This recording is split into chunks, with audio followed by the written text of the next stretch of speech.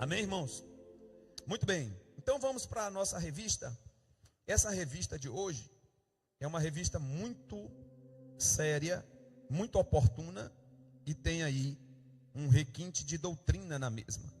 O apóstolo Paulo, tratando com a igreja de Corinto, uma igreja problemática, uma igreja que deu vários problemas para o apóstolo Paulo, que inclusive tinha muita dificuldade em contribuir, em ajudar o ministério do apóstolo, a ponto de Paulo até deixar isso explícito, né, na sua mensagem. Então Paulo, no poder do Espírito Santo, diga comigo, Paulo, no poder do Espírito Santo, que é a lição de número 6. Vamos já para o primeiro ponto da lição, rapidamente. Primeiro ponto da lição. Já foi feita a leitura em classe, né? Já foi feita a leitura geral. E vamos para o primeiro ponto da lição. Pregando a Cristo no poder do Espírito Santo. O único livro que tem um efeito diferente de qualquer outro livro é esse livro aqui. Por quê? Porque as palavras desse livro, elas se tornam vivas. Existe um mistério. Primeiro, essa palavra, depois de convertida, depois de converter um coração, ela produz vida. Por quê? Porque ela opera na unção do Espírito Santo.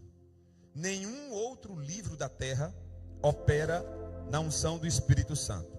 Agora olha só, primeiro tópico, Paulo movido pelo poder do Espírito Santo. O livro de Atos mostra que após a sua conversão, Paulo ficou alguns dias com os discípulos que estavam em Damasco. Ele ficou um período em Damasco, Atos capítulo de número 9, versículo de número 19. E depois, em seguida, ele começou a pregar a Jesus, que este era o filho de... E ele pregava nas sinagogas. Atos capítulo 9, versículo de número 20. Tudo na vida requer um pouco de preparação. Tudo na vida requer um tempo de preparação. Nada pode acontecer de maneira abrupta, de maneira não programada. Deus trabalha com programação. Deus trabalha com programação. E é interessante que Paulo passou um tempo em Damasco para depois pregar a Jesus. Esse texto aqui de Atos, capítulo 9, e eu queria que você anotasse aí, por favor, uma coisa importante. Cadê a irmã Rose? Anota aí, irmã Rose, uma coisa muito importante. O livro de Atos dos Apóstolos é o fundamento para todas as 13 cartas escritas por Paulo. De novo, todas as 13 cartas escritas por Paulo têm como pano de fundo histórico o livro de Atos dos Apóstolos. Compreendeu? Então, se eu quiser entender por que determinada carta é escrita daquela forma, eu preciso localizar no livro de Atos dos Apóstolos qual era o contexto que envolvia aquela carta. Compreenderam? Perceba que nós fizemos uma leitura em Atos da carta de Paulo a Coríntios. Ou seja, um problema que Lucas aborda em Atos sobre o que acontecia na igreja, que Paulo vai enviar uma carta. Compreenderam? Quem está entendendo? Então, o livro histórico e o único histórico do Novo Testamento é o livro de Atos dos Apóstolos. E todas as outras cartas estão alicerçadas na história de Atos dos Apóstolos. Amém, irmãos? Muito bem. Então, o primeiro tópico trata disso. Paulo começou a pregar o evangelho depois de ter sido treinado, preparado, depois de aprender sobre coisas espirituais. Paulo sabia muito sobre o judaísmo. Paulo sabia muito sobre fundamentos da lei. Paulo conhecia os 613 preceitos. Paulo conhecia toda a liturgia que envolvia o sacrifício no tabernáculo. Mas Paulo não sabia do mover sobrenatural do Espírito Santo. Então Paulo teve que desacelerar, literalmente. Ele sofreu uma desaceleração de vida. Vou falar de novo. Paulo sofreu uma desaceleração de vida. Porque às vezes Deus nos desacelera para poder trabalhar em nós e nos deixar afinados para o que Ele quer. Amém, irmãos? Quem entendeu? Tem alguém que está acelerado aqui? Eu sinto que tem alguém aqui que estava acelerado, e Deus deu uma desacelerada, levou para Damasco, para aprender um pouco mais aos pés dos apóstolos, para depois entender como é viver no Espírito Santo e na dispensação do Espírito Santo. Amém? O caminho da pregação, ponto de número 2. O caminho da pregação. Depois do estágio no deserto da Arábia de 3 anos, Paulo voltou para Damasco e daí foi para Jerusalém. Diga, ele passou 3 anos no deserto da Arábia. Diga, alguns meses em Damasco. 3 anos no deserto da Arábia. Mas ele passou mais 14 anos em Jerusalém. 14 anos em Jerusalém. 3 anos no deserto da Arábia e alguns meses em Damasco, para só depois ser o homem que ele foi, só depois deixar o que ele deixou. Bota a mão no ombro aí, bota a mão no ombro de Felipe e Sofia e diz assim: calma. Não, todo mundo, bota a mão no ombro aí, bota a mão no ombro de Lami e diga: calma, Deus está trabalhando. Diga, é porque a fórmula de Deus é individual, de acordo com o projeto de cada um. Então uns são mais rápidos, outros são mais lentos. Eu só tenho a dizer uma coisa: quanto mais lento for o trabalho, melhor será o resultado.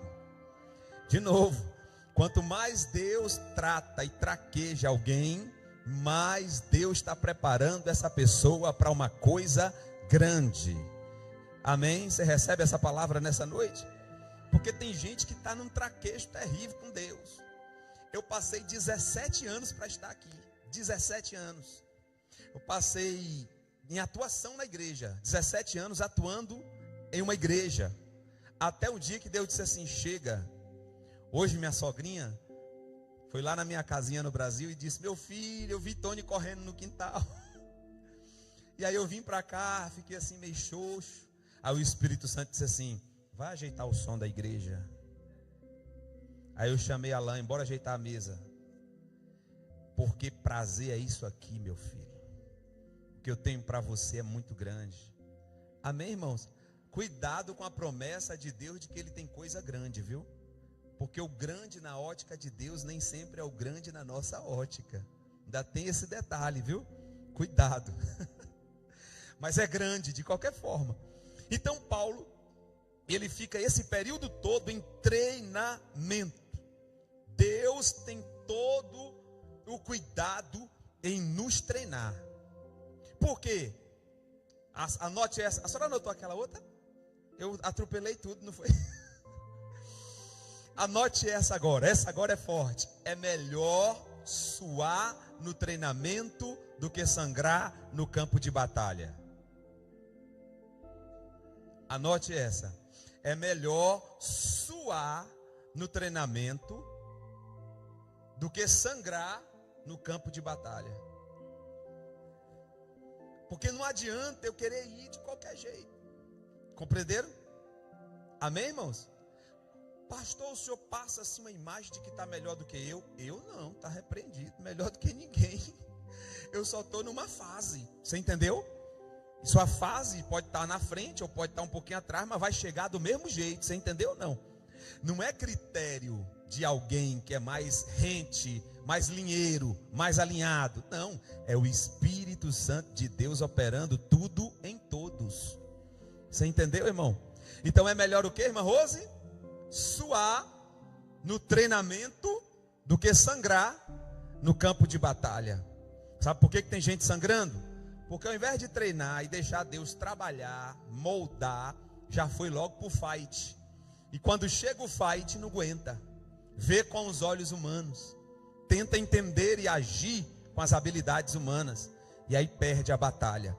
Mas aquele que passa pelo processo dos 14 anos, mais 3 e mais alguns meses, esse que se deixa ser trabalhado, é chamado pelo Senhor de vaso escolhido. Vocês lembram que Ananias chegou e disse assim: esse aí não vale nada. Esse aí é problemático, Senhor. O senhor não errou não quando falou para mim ir orar por ele? Deus diz a Ananias: para você eu não sei, para mim é vaso escolhido. Irmãos, é por isso que eu não desconfio de ninguém, eu não duvido de ninguém. Eu sempre digo aqui: você é uma bomba atômica ambulante. Você só precisa se descobrir. Você é um potencial ambulante. Quando Deus olha para você, Ele vê um potencial para fazer coisas grandes. Amém? Vira a chave nessa noite. Diga: eu preciso acreditar mais em mim. Não é autoconfiança, é a certeza de que o Deus que me chamou já deu tudo o que eu preciso, está dentro de mim, e eu só preciso de um tempo para fazer vir à tona, para botar para fora o que Deus já colocou dentro. Aí o que acontece? Alguém dá uma instrução, vem um deserto, e aí Deus começa a fazer com que flua aquilo que Ele já colocou dentro de você. Deus nunca vai cobrar o que Ele já não tenha te dado. Anote essa também, irmã Rose. Deus nunca vai cobrar algo que já não tenha te dado. Alguém aqui já se sentiu injustiçado? Eu já me senti uma vez injustiçado. Me senti. Por causa, dentro da igreja, me senti injustiçado. Aí Deus bradou, através de uma pregação: eu não cobro nada que eu já não tenha dado. Por isso eu abro aspas nessa noite para dizer que tem provas que Deus está colocando com um único intuito: não é nos abater, é fazer a gente enxergar que Ele já nos deu todas as capacitações para funcionar. Você está funcionando? Está funcionando? Funciona aí esse carro. Ponto de número 3. Paulo e as 2 primeiras viagens missionárias. Eu preciso focar com os irmãos em algumas coisas importantes, tá bem? Tudo começou na cidade de Antioquia. Deixa eu fazer esse resumo aqui, não precisa ler não, só um resumo rápido. Tudo que eu vou falar aqui está entre Atos 16 e Atos de número 18, perdão. Atos 16 e Atos 18. Paulo é separado pelo Espírito Santo em Atos 13. E aí ele faz uma parceria, porque ninguém faz nada sozinho. De novo, ninguém faz nada. Todos nós só funcionamos se agirmos como corpo, se nos completarmos. Olha para o lado e diga assim: você está aqui com um único intuito: me completar. Portanto, não seja individualista, porque você pode travar a engrenagem.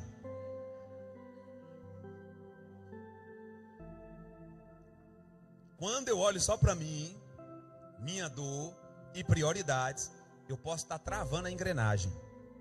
Porque Deus te colocou aqui para funcionar e fazer outros funcionarem também. Amém? Então, Paulo, ele junta com Barnabé e diz assim: olha, nós vamos para Antioquia. Barnabé diz: ok. Diga comigo: Barnabé está sobre Paulo. E sobre Barnabé, os apóstolos. Então, a autoridade é algo que vem é algo que é imposta. Você falou o quê, Mila? Passada. Eu estou antenado, viu, minha filha? Me ajude. Passada. A autoridade não é conquistada. A autoridade é recebida. Compreenderam? Então, os apóstolos dão autoridade a Barnabé. Barnabé está sendo tutor de Paulo. Vocês sabiam que Barnabé foi uma espécie de discipulador de Paulo? Quem já leu isso aqui, esses 2 capítulos? Isso aqui é tão forte sobre Barnabé, que Barnabé, se ele não tivesse no problema que houve entre Paulo e João Marcos, aquele problema tinha ganhado uma proporção muito maior. Foi Barnabé que acalmou as coisas. Foi Barnabé que deu um freio em Paulo. Porque eu não sei se vocês sabem, mas entre essas 2 viagens aí, o Paulo queria fazer um roteiro diferente e o João Marcos deu para trás. Aí o Paulo disse assim: então vai-te embora, me erre. Aí Barnabé chegou e disse: Paulo, não é assim. A obra de Deus não é desse jeito. A obra de Deus não é do jeito que você acha que tem que ser. A obra de Deus é feita em comunhão E por isso, às vezes, nós temos que esperar um pelo outro. Toque aí no irmão do lado, toque aí, Inês, né? Na irmã Letícia, e diga assim: me espere. Não saia correndo na minha frente. Porque talvez o seu tempo não seja o meu tempo. Mas de uma coisa é certa: quando a gente acertar o passo, não tem demônio e não tem resistência à obra e expansão do reino de Deus. E aí, eles saem para pregar, né? Ele é acompanhado, assistido por Barnabé, é isso? Que era um conselheiro competente. Os dois, Paulo e Barnabé, passaram por vários lugares. Visitaram os discípulos que estavam em Antioquia. Diga comigo, Antioquia. Antioquia. Depois eles foram para Fenícia, foram para Chipre e outros pequenos lugares. Na segunda viagem missionária, o apóstolo Paulo e Barnabé voltaram aonde? Antioquia. Por quê? Porque a igreja era o quê?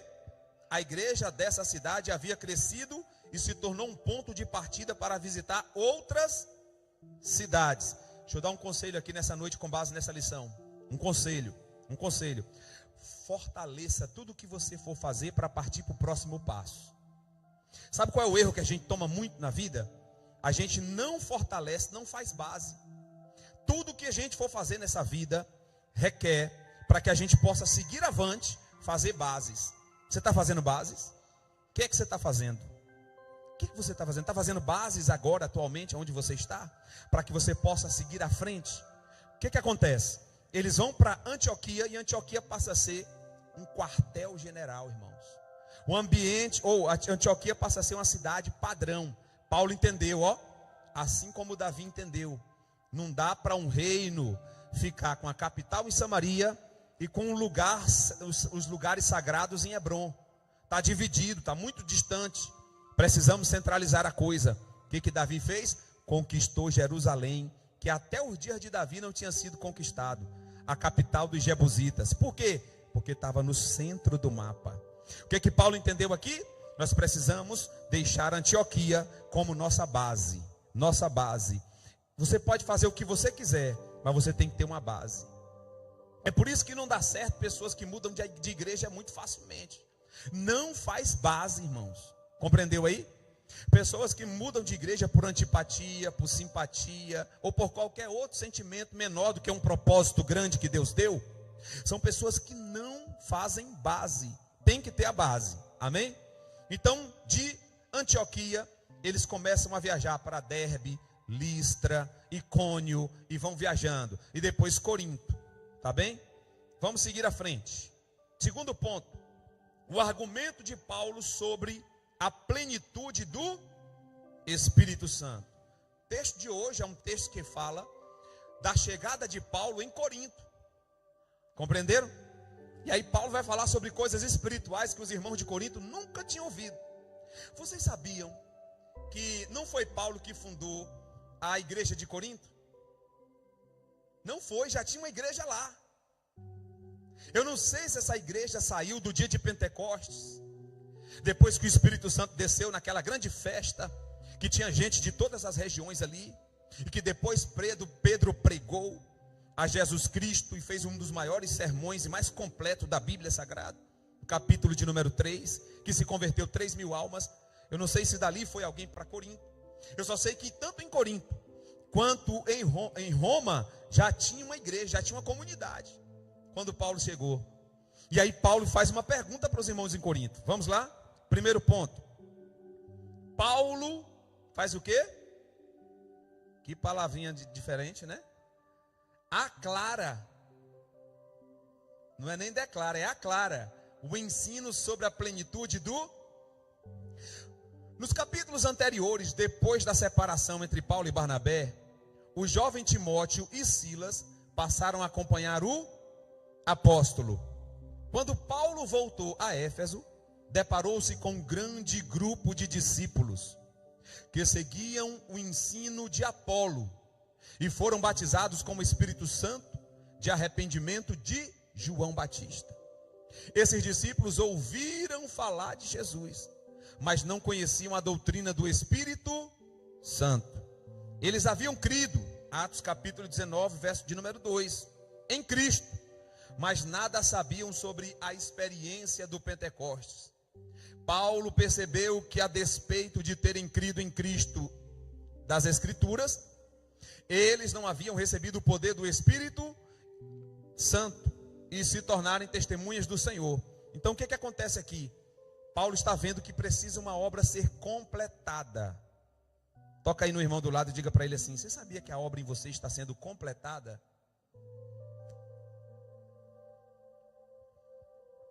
Como assim, pastor? Ora, eu conheço um certo tanto, que portanto me compete viver até ali. Mas tem coisas que Deus quer revelar muito mais. Tem coisas que Deus quer dar muito mais. Tem coisas que só serão ministradas no poder do Espírito Santo, irmão. Você compreendeu? Então, quando Paulo chega lá, ele diz assim: olha, vocês já ouviram falar de Jesus? Já conhecem o batismo de João? Já conhecemos o batismo de João. Paulo pergunta: em que batismo vocês foram batizados? No batismo de João. Aí Paulo diz assim: e o Espírito Santo? Ah, essa parte nós ainda não conhecemos. Coisa boa é quando o crente é humilde para aprender. Irmão, eu fico agoniado quando eu descubro uma coisa nova, ou quando eu vejo alguém falando uma coisa que eu nunca ouvi. Eu fico cavando, buscando, de toda forma. E tem gente às vezes que não valoriza o conhecimento. Aí Paulo está dizendo: eu estou trazendo um negócio novo para vocês. Eu estou trazendo uma nova abertura para vocês. Vocês já ouviram falar em unção? Não, unção não. Jesus sim, o batismo de João, já até fomos batizados. Mas esse negócio de unção e sobrenatural ainda não chegou aqui não. Aí Paulo diz: pois acabou de chegar. Há um tempo para todas as coisas, irmãos. Há um tempo, eu vou profetizar nessa noite. Há um tempo para todas as coisas. Há um tempo do Espírito Santo descer com uma forma tremenda. Unção não é para você apenas se revestir. Unção é capacitação para cumprir o que Deus tem para você. Eu vou repetir de novo: unção não é para mim me alegrar, para mim me encher. Unção é capacitação para fazer o que Deus já planejou ao meu respeito. Você entendeu? Você sabe por que muita gente não consegue viver numa dinâmica do Espírito mais fluida, mais leve? Porque ele pensa que o Espírito Santo está à disposição para o alegrar. Isso acontece muito nas igrejas mais envelhecidas no Brasil. Os irmãos se reúnem para se alegrar no Espírito Santo. Mas o propósito da unção não é só me alegrar, não é só me encher e me fazer ficar mais leve. O propósito da unção é me revestir, capacitando-me para falar e fazer o que eu não faria ou falaria sozinho. O que o Espírito Santo quer com essa unção sobre nós? O Espírito Santo pretende, nos ungindo, capacitar-nos para falar o que não falaríamos, para fazer o que não faríamos. Você compreendeu? Aí Paulo está dizendo: estão preparados para um tempo novo? Vocês dessa igreja agora vão receber algo novo. E a Bíblia diz que Paulo lhes impôs as mãos, e eles foram cheios do Espírito Santo. E detalhe, esse movimento nunca mais acabou. Esse movimento começou no Pentecostes, espalhou-se por Éfeso, por Corinto, por Derbe, por Listra, Roma, e chegou até a igreja aqui em Odivelas. Agora você vai falar forte para essa pessoa que está do seu lado. Fala forte para ela, mais uma vez, só essa vez. Vocês já estão chateados com isso, né? Mas fala só essa vezinha aí, fala assim, ó: Deus está me dizendo para te dizer,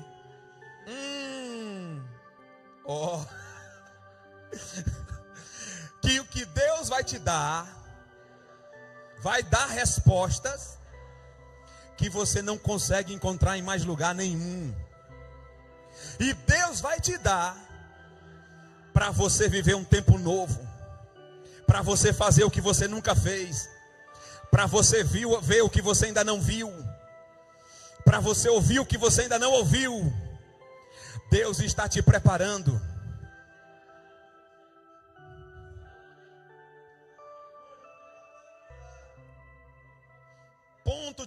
Tópico de número 2 do segundo ponto: é preciso crer para receber o Espírito Santo de Deus. É preciso crer. Atos capítulo 2 e verso de número 38, não precisa nem botar. A Bíblia diz assim, ó: e todos os que criam estavam juntos. E todos os que criam estavam. Sabe o que esse versículo me ensina? Que quanto maior for o nível da minha fé, mais eu tenho predisposição a estar unido com quem não bate comigo. Quanto maior for o nível da minha fé, mais eu tenho habilidade para lidar com o contraditório. Quanto maior for o nível da minha fé, mais eu me lanço às aventuras de viver as diferenças e conviver com pessoas difíceis. Qual o nível da nossa fé? Todos os que criam estavam juntos. E o que mais? E tinham tudo em comum. E o Espírito Santo operava no meio deles e lhes acrescentavam o que haviam de ser salvos. Sabe o que eu entendo aqui nessa noite? Que se nós fluirmos no propósito de Deus, a gente não precisa estar por aí incomodando os outros, não. O Espírito Santo começa a trazer gente. O Espírito Santo bota a gente no seu caminho. O Espírito Santo faz você cruzar com pessoas que precisam de uma palavra, e você fica ali agoniado sem saber o que é. É Ele te empurrando. Fala, fala, fala, fala. Oh glória, porque eu estou te enchendo para falar. Eu estou te enchendo é para falar. Eu estou te enchendo é para derramar, é para fluir. Quando o crente não flui, aí vem a prova. Pastor, por que vem a prova? Para duas coisas. Primeiro, para fazer eu perceber quem eu sou. Segundo, para me fazer funcionar no reino de Deus. É para isso que serve a prova. Só para isso, não é para matar ninguém, não é para fazer ninguém passar fome, não é para atribular a vida de ninguém. O propósito de Deus é só esse: lapidar-me, fazendo eu saber quem eu sou e conhecer os meus limites, portanto ser mais responsável comigo mesmo. Número 2, me fazer entender o que Deus tem para a minha vida. Oh glória a Deus. Tem alguém na prova aqui? Parabéns para você. Deus resolveu fazer uma pausa na sua vida. Para quê? Para te fazer entrar no trilho, entrar na afinação. Pode aumentar para entrar na afinação. Dá uma nota errada aí. Que feio. Uma nota mais feia ainda. Aumenta aí, filho. Olha. Olha uma nota. O que é isso? Doeu no ouvido de Felipe. Isso é uma nota Isso não é uma nota. Isso é um instrumento desafinado. Vocês aguentam isso aí? Toca aí, Daniel. O negócio velho assim meio. Daquele jeito, do jeito que o diabo gosta. Não, eu estou fazendo uma comparação, minha gente. Porque o diabo quer a gente desafinado. O diabo quer ver a gente desalinhado. Mas olha como Deus quer ver a gente. Vai, Daniel. Daniel, não estou dizendo que você está sendo... Não, está repreendido, filho, viu? Agora toca bonito aí aquele arpejo aí. Olha, irmãos, olha. Notas afinadas.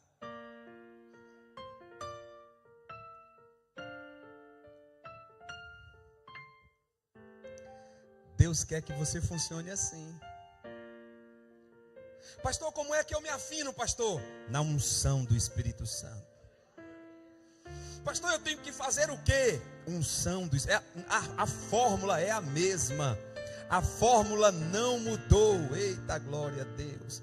Você não precisa pagar muito dinheiro para ter unção. Você não precisa ser bonitão para ter unção. Você não precisa falar direitinho para ter unção. Tem gente que não fala nada, não sabe nem falar, mas tem unção. Deixa eu contar um negócio para vocês aqui. Tem um irmão lá na Bahia chamado Zé Gomes. Olha, escute essa como é forte. Nós fizemos, ficou de praxe botar ele para orar no final de culto. Virou uma prática dos domingos na igreja. Bota o Zé Gomes para orar no final. Compreenderam? Aí o Zé Gomes, o pregador pregava aquele negócio bonito, fazia aquela ilustração e tal. Aí o Zé Gomes chegava: eu quero ver a igreja dando glória. Eu quero ver a igreja dando glória. Eu quero ver a igreja dando glória. Agora vai descer o Espírito Santo. E não sei o quê. Aí eu falei assim: meu Deus, que negócio é esse? Só sei que fluía, irmão, de uma forma que a alma se rendia. Um dia tiveram uma loucura de botar o Zé Gomes para pregar num culto público na rua. O Zé Gomes chegou lá no culto, arrumadão, e ele não sabia falar mesmo, ele não tinha dente na frente. E botaram ele para pregar nesse dia, num culto público na rua, irmãos. Foi 16 almas para Jesus. Diga comigo, unção. Zé Gomes não sabia muito de teologia, não sabia muito falar, mas vivia de joelhos dobrados. Era diferente quando ele pegava o microfone. Vocês estão entendendo isso aqui? Diga comigo, a unção tem como causa última me fazer funcionar no que Deus planejou para mim. Como é que eu funciono, pastor? Quando você começa a espalhar o Espírito Santo. Terceiro ponto da lição. Paulo cuida para o quê? Esclarecer Apolo. Atos capítulo 18, do verso 21 ao 28. Quem era Apolo, irmãos? Um grande pregador, um grande ensinador. Apolo era um judeu de Alexandria, uma cidade egípcia que foi capital do Império Grego. E esse Apolo, ele era um homem de grande cultura. E esse Apolo começou a pregar o evangelho. E começou também a expandir o reino de Deus. Então nós tínhamos Paulo, um homem mais técnico, mais letrado, mas tinha o Apolo do avivamento. Quem compreendeu isso aqui? Vocês estão entendendo como é que é a obra de Deus? Deixa eu dizer como é que funciona a obra de Deus. A obra de Deus funciona igual o dia em que Jesus foi na casa de Lázaro. Na casa de Lázaro tinha milagre, o Lázaro que ressuscitou, tinha adoração a Maria aos pés de Jesus e tinha serviço, a Marta preparando a comida. Compreendeu? O que é a obra de Deus? A obra de Deus é adoração, é milagre e serviço. Eita glória, ó. Tá cheio. Tá cheio. Ficou encabulado. Ele veio de lá para cá. Eu falei a Zé Gomes. Mas não é não. Tá? É a unção do Espírito Santo. Meus irmãos, diga comigo. A obra de Deus é igual Jesus na casa de Lázaro. Tem que ter milagre. Tem que ter adoração. Mas tem que ter serviço. Quem entendeu aí, irmãos?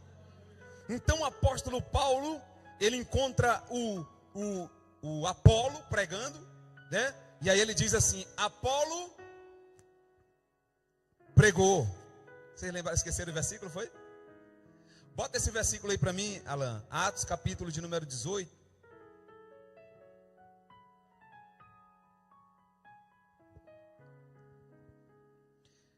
Achem para mim o versículo aí. Apolo pregou, Paulo pregou, Apolo regou, mas quem deu o crescimento foi o Espírito Santo. Ache para mim aí rapidinho. Eu tinha marcado aqui, mas estou igual o pastor Denilson, a vista já não está mais ajudando. Já vamos terminar, irmãos. Está terminando já, viu? Vamos lá?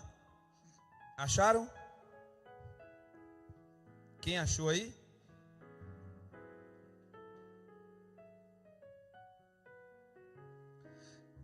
Primeira Coríntios 3:6. Vamos ver se é esse. Eita glória. É isso aí, meu irmão. Se ele está vendo o pai dele orar no quarto lá alto.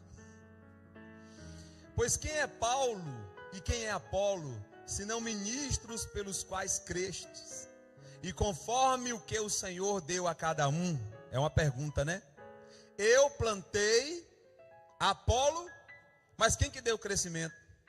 Você entendeu a lógica do reino de Deus? É assim, você faz uma parte, eu faço outra parte, e o sobrenatural é com Deus. Compreendeu? Eu faço uma parte, você faz outra parte, e o sobrenatural é com Deus.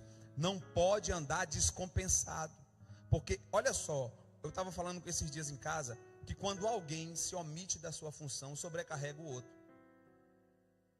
Não é assim? Vamos pensar aqui, lá na casa do pastor Gilson. O pastor Gilson faz o suco, a irmã Giane faz o almoço, não é? E o Gidelson lava o prato. Estou brincando, viu, Gidelson? Porque ele é que é o mestre lá, o mestre é ele.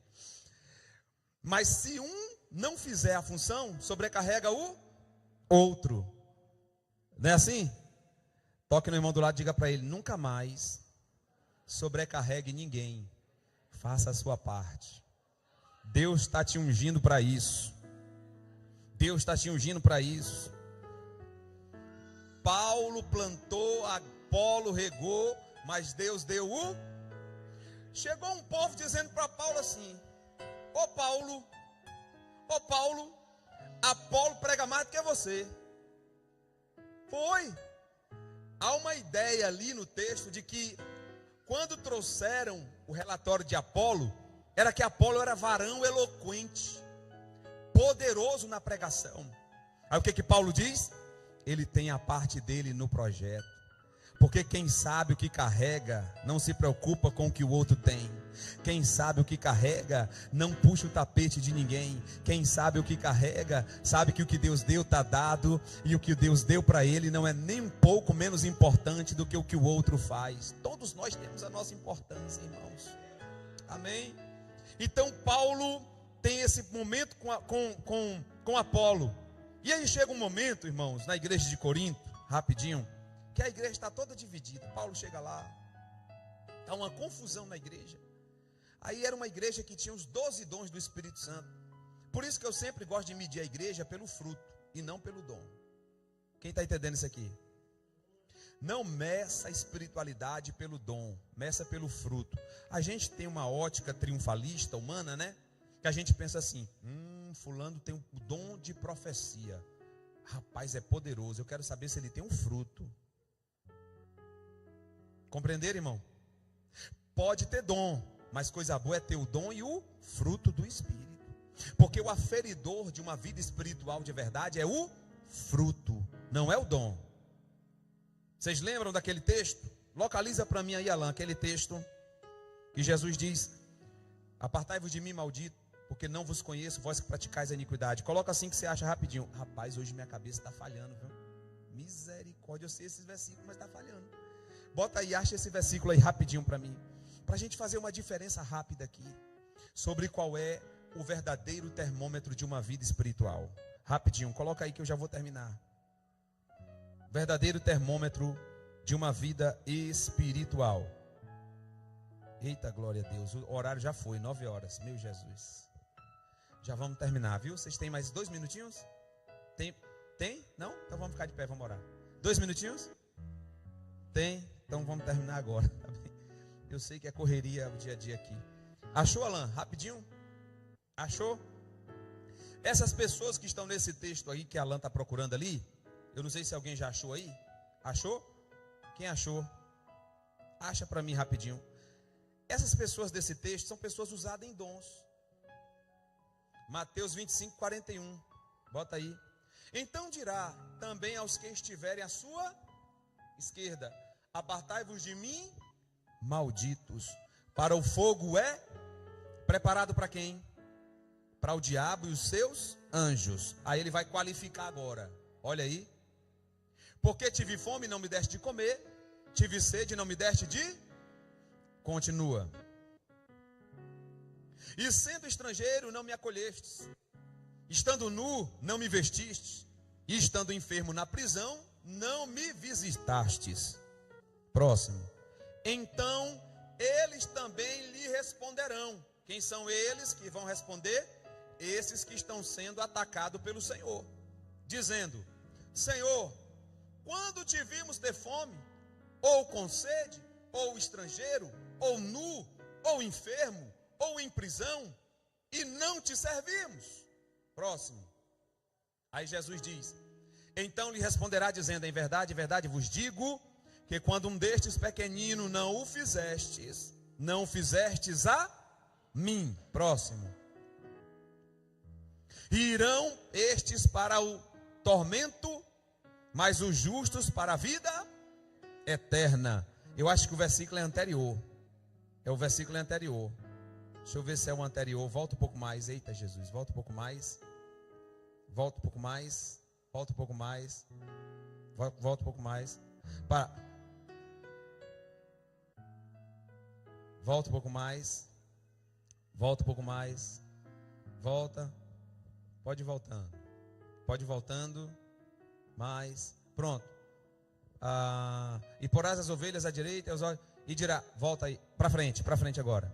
Então dirá o rei aos que estiverem à sua direita: vinde bendito meu Pai, possuís por herança o reino que está preparado desde a fundação do mundo. E aí já é o próximo, né?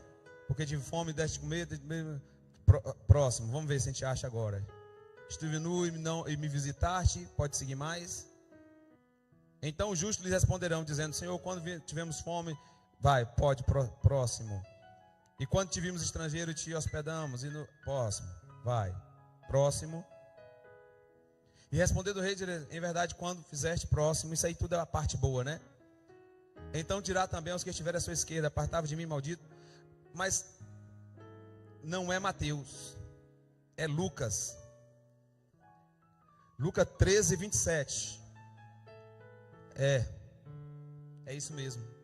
13, 27. E ele lhes responderá: digo-vos que não sei de onde sois vós.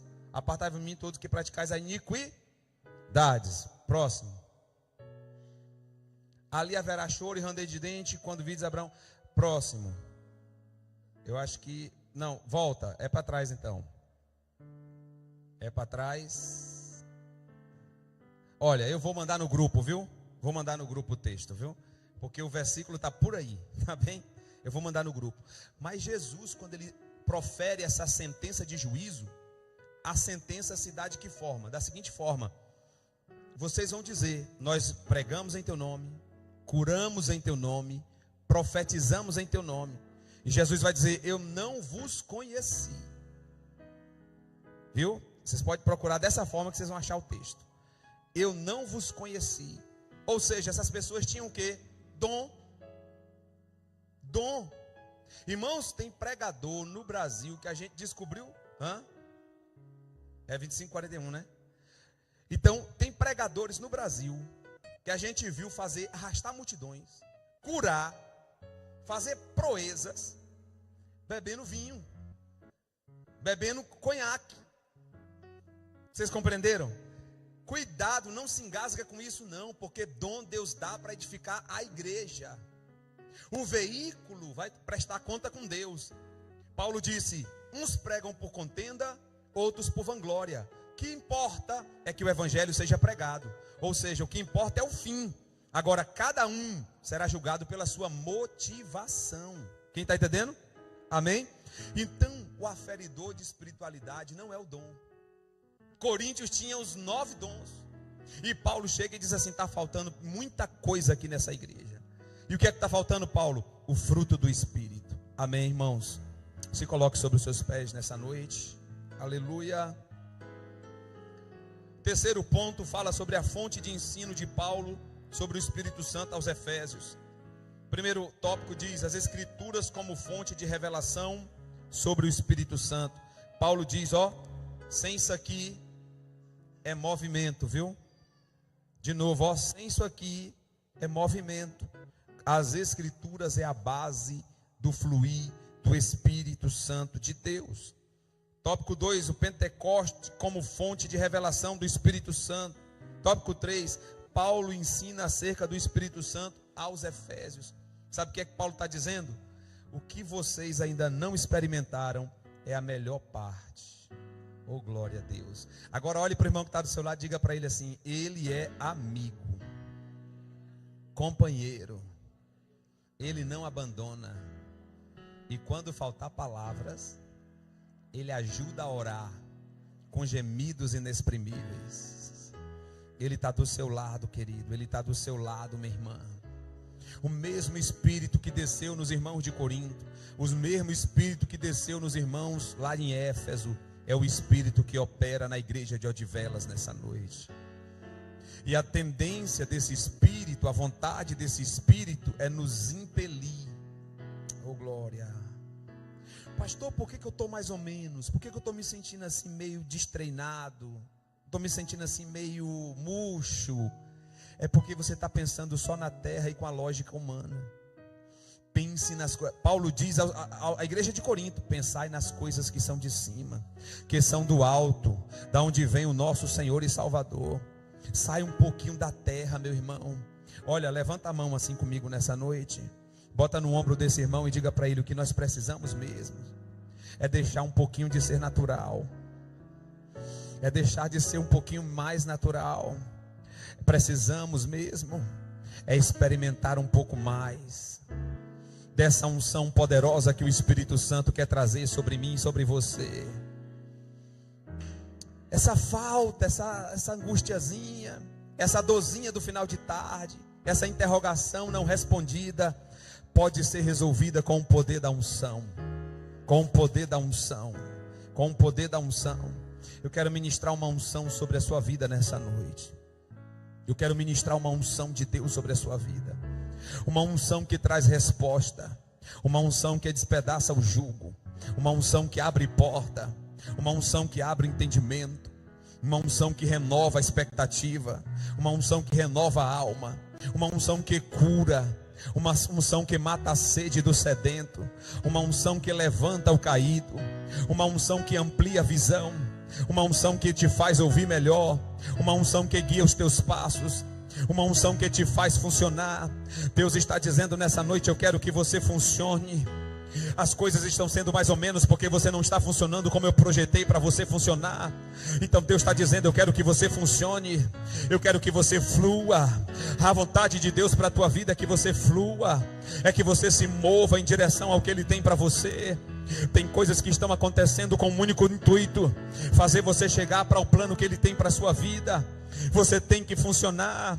Sabe por que chegou esse problema na tua família? Porque Deus está querendo te despertar para um ambiente mais poderoso, de comunhão com Ele, onde o Espírito Santo vai fluir de maneira mais poderosa na sua vida. Deus está dizendo nessa noite: eu quero que você funcione. Se você funcionar, tudo vai ter direito, tudo vai ter resposta. As coisas serão entendidas, as coisas serão percebidas. Funciona. Aleluia. Bota a mão no ombro desse irmão e diga para ele nessa noite: funciona, meu filho. Vamos funcionar no reino de Deus. Deus nos chamou para sermos grandes e fazermos coisas grandes. Deus nos chamou para romper em fé. E essa noite é uma noite especial. Por quê? Porque eu quero pegar profeticamente esse texto. Assim como Paulo trouxe unção do Espírito Santo, uma unção nova sobre a igreja em Éfeso. Eu quero nessa noite que você receba algo novo da parte de Deus. Feche os seus olhos. Eu quero nessa noite que você receba algo novo da parte de Deus. Eu quero nessa noite que você receba algo diferente do Espírito Santo. Como assim, pastor? Eu já sou crente há muito tempo, já sou experiente, já sou traquejado, já sou treinado. Mas o Espírito Santo é uma fonte inesgotável de novidade.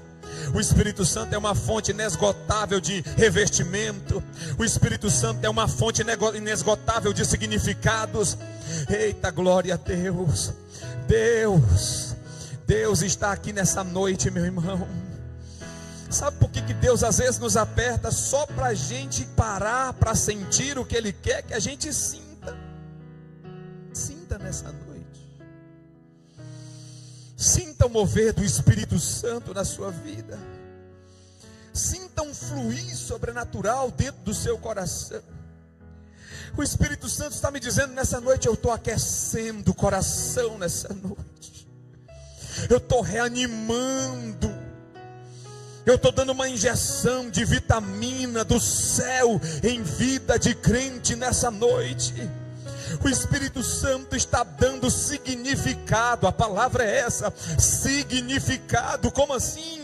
É porque tem gente que tem andado meio à toa, meio na toada, meio a lavonter. Mas Ele está dizendo: eu quero que você tenha significado. Eu te projetei para algo grande. Eu te chamei para uma grande obra. Você não pode querer menos do que isso. Não queira menos do que viver o que Deus planejou para a tua vida. É grande demais o que Deus tem para você. Não se abata, não seja frouxo. Se levante, levante-se com pujança, porque Ele vai te sustentar. Aonde você não conseguir palmilhar com os teus pés, o Espírito Santo te capacitará. O que você não conseguir dizer com a tua boca, o Espírito Santo ministrará. Mas Ele está dizendo nessa noite: quando chegar o limite da tua vida, é minha hora de trabalhar. Eu estou trabalhando na vida de gente aqui nessa noite, com o intuito de fazer essa pessoa mais poderosa nesta terra. Vai chegar uma unção nova sobre a tua vida, crente. Vai chegar uma unção nova sobre a tua vida, amado. Uma unção de ousadia, uma unção que vai te dar intrepidez. Você vai sair daqui mais cheio de ousadia. Você vai procurar alguém para falar do amor de Deus, e você vai ver o que vai fluir através da tua vida. Vai ser extraordinário, eu creio. Aleluia. Em nome de Jesus, Senhor, eu te agradeço, Pai, por essa noite. Obrigado, Senhor, pela tua palavra. Obrigado pelo teu despertamento, Espírito Santo. Continua aquecendo e movendo, fervendo dentro de nós. Oh, aleluia. John Wesley orou: Espírito Santo, coloca fogo na minha alma. John Wycliffe orou: Espírito Santo, coloca fogo nas minhas palavras. Jonathan Edwards orou: Espírito Santo, coloca fogo na minha visão e na minha percepção.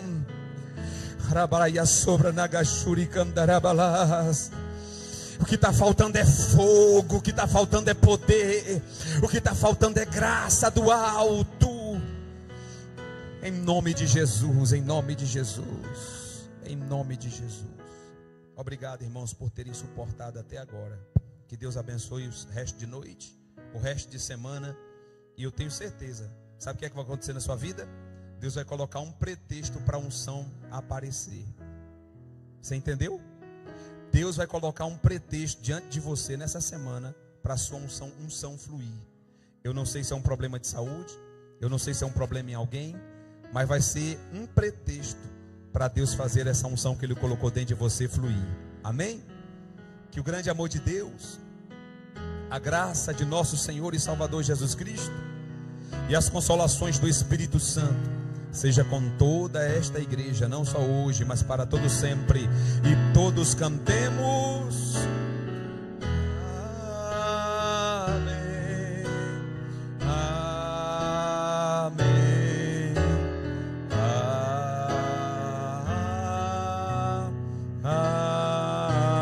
amém. Dá uma palavra de vitória para alguém aí. Vamos pregar de novo, os irmãos querem ficar. A igreja Adef Odivelas tem um lema: um só povo, um só espírito, um só propósito, uma só visão. O poder eficaz do crescimento está em falar uma só língua.